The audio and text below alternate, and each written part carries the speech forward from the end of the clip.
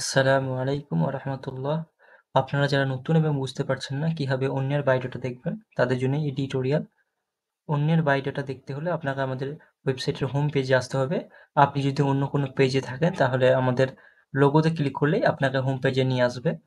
তো হোম পেজটা দেখতে ঠিক এরকম টাইপ। আপনি যদি মোবাইল থেকে অ্যা ওয়েবসাইটটি খুলে থাকেন তাহলে ঠিক এরকম টাইপ দেখতে পারবেন। তো কিছুটা স্ক্রল করলেই নিচে আপনি অপশন পাবেন বায়োডাটা খোঁজার। তো এখানে আপনি পাবেন বায়োডাটার নম্বর, লিঙ্গ, বৈবাহিক অবস্থা, জেলা এবং খুঁজুন বলে একটা অপশন।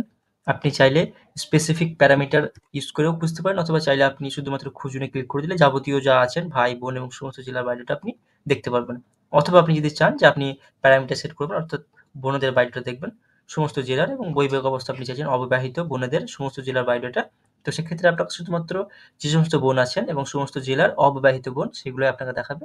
তো এইভাবে আপনি বিভিন্ন রকম প্যারামিটার সেট করে সিলেক্ট করতে পারবেন। যেমন আপনি চাইলে ভাইদের বায়োডাটা দেখতে পারেন এবং অবিবাহিত এবং আপনি চাইছেন যে মুর্শিদাবাদের আপনি দেখবেন। তো মুর্শিদাবাদ জেলার যতজন ভাইয়ের বায়োডাটা আছে যারা অবিবাহিত তাদের বায়োডাটা আপনাকে দেখাবে এভাবে সার্চ করলে।